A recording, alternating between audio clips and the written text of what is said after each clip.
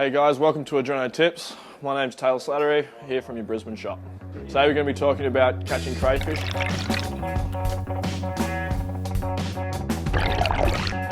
Depending on where you are in Australia, your success is going to be determined by the season. For example, if you're in New South Wales, you're going to have more success during the winter months. Also take into consideration in your local area that there is closed seasons in some places. For example, in Victoria, females are shut down from the 1st of June to the 15th of November, and males are shut down completely from the 15th of September to the 15th of November. Within these times, you cannot take either female or any cray whatsoever. Depending on the time of year as well, you are going to find that a lot of crayfish are covered in berries or eggs. Making sure that the crays don't have any eggs or berries is very important for the sustainability of the species. A good way to check if your cray has any eggs or berries, what you can do is before you grab the cray, you can actually have a look at the back of the tail. If there's any orange circular shapes underneath the tail, then that usually means that they're going to have some berries underneath there. In this case, leave that cray alone. If you do get to the surface and you do notice that your cray does have berries, make sure that you take it back down to a crack and make sure it gets in there safely. Just about every species of crayfish in Australia are very similar as to where you're going to find them. Usually you'll find them in close, within that 10 to 15 metres maximum, and in deep ledges. For your painted crayfish in Queensland, a lot of the time you'll find them out on coffee rock and around headlands as well that do have a lot of ledges. Make sure when you're diving for crayfish that you be very thorough with every ledge, because you never know where they're going to be.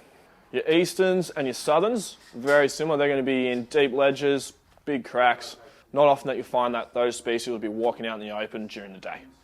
Slipper lobsters can be just about anywhere you can think of. I've found them in little bowls inside the reef, on top of the roof of each of the cracks. So typically what I'll do is when I'm looking for easterns specifically, I'll look on the roof, checking for slippers, just to make sure that before I grab an eastern that I'm not going to upset any slippers on the roof. An effective way of finding crayfish is using a torch. Just make sure that wherever you are, you check your local regulations as to whether you can use them. Here in Queensland, you can't use a torch and a spear gun at the same time. So if you do end up diving with a torch, make sure your gun's in the boat. When using a torch for crayfish, make sure that you're using something nice and small. I find that I use something really nice and small. Something like that guy there. That way you can slide it up the sleeve of your wetsuit and you can swim around with it all day without noticing it too much. When you are using a torch for crayfish, you will see a lot of the time when you shine that beam on the cray that it can spook them a little bit. It can do one of two things. I've used it actually to herd them to the entrance of the hole, so it's actually made it easier for me to catch them. Sometimes we'll actually push them deeper, so just make sure when you go in there you're not putting the beam straight on them. Put it either to the back of them near their tail, and that way if they walk out, beautiful, they might walk straight into your hands. When approaching crayfish, I like to do one dive on them first, just to make sure, one dive on them, just to have a look at the surroundings, have a look at the ledge, have a look where the crays are, have a look at which cray I want to go for first. This way you can have a look at whether the cray can retreat deep into the cave or whether they can't go anywhere. That way you can actually make a plan with your dive buddy and you're going to be more successful that way. Now when I'm approaching a cray, I like to sit to the edge of them, sit to the side. You want to move your hand in nice and slowly when you're getting towards their antennas. So that you'll see their antennas start to whirl out a little bit, start to touch around, start to feel for your hand. When they're starting to do that, they're aware of your presence. If you can hold your hand still if they touch you, sometimes they won't spook. And then when they lift up their antenna, you really want to move quickly straight onto their horns. So you want to make sure when you're grabbing crayfish, you're grabbing right at the base of the horns, not the actual antennae. A nice technique I like to use, once I've grabbed the cray by the base of the horns, I like to hold them there and let them thrash a little bit. That way they use half of their energy before you pull them out. In some states you are actually able to shoot crayfish. Again, what I like to do is to make sure you have a look at the cray first for berries. If they do have eggs underneath their tail, I wouldn't shoot them. Depending on what gun you're using, if you're just swimming around with your usual reef gun, if it has 2 bands, unload it to 1. Again, that only band that you have on there, load it to the closest tab you can so that it's least power as possible.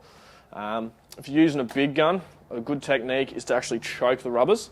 So what you'll do is, I'd have this one rubber loaded to this closest tab, that way it's not as powerful as it can be. And then again, once it is loaded, put your hand over the top, and that's going to be choking your rubbers. So you want to squeeze that as hard as possible. That way you're not just going to bury your spear in the bottom of a reef. Then again, I'd put the spear right between the antennas, between the base of the horns. That way you're going to have a nice penetration. It's not going to tear off as easy. In some states you are able to use cray loops, for example WA. Now these guys are a spring-loaded cray loop, so what you can do is open up your loop, your noose, and it's actually spring-loaded, so it makes it a lot quicker. It's not as quiet, but quicker. So what you want to do is, when you're swimming into that hole, once you've seen the cray you want to go for, you'll open up your loop, you'll put that behind the cray. Once you've put the noose around the cray's tail, what you want to do is you just want to let it go as quick as possible, and that'll go straight around the base of the tail. Another thing to look at in your local area is the actual laws on keeping crayfish. For example, your possession limits are different to your catch limits for the day. You also want to see in your local area whether you can keep soft shell cray, or if you can't, or if you actually need to keep them alive while you're on the boat as well. A great technique that I've found works a lot, it's just like anything, is diving with a buddy. You'll find that a lot of the time if you're diving with a buddy, you get more dives on that ledge. You're hopefully going to get more crays out of it, or at least you're going to be more successful getting a cray out of it.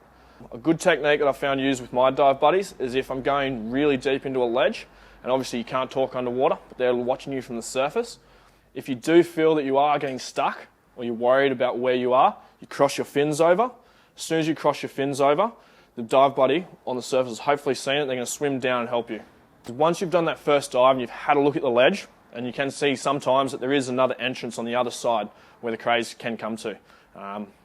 Biggest thing with that is you can coordinate the dive. You can have yourself chasing it from the front and have your dive buddy waiting at the back. With that technique, I've been really lucky with my dive buddy to grab 3 kilo crays down in Victoria, where he pretty much tickled it on the antennas and it walked straight into my hands.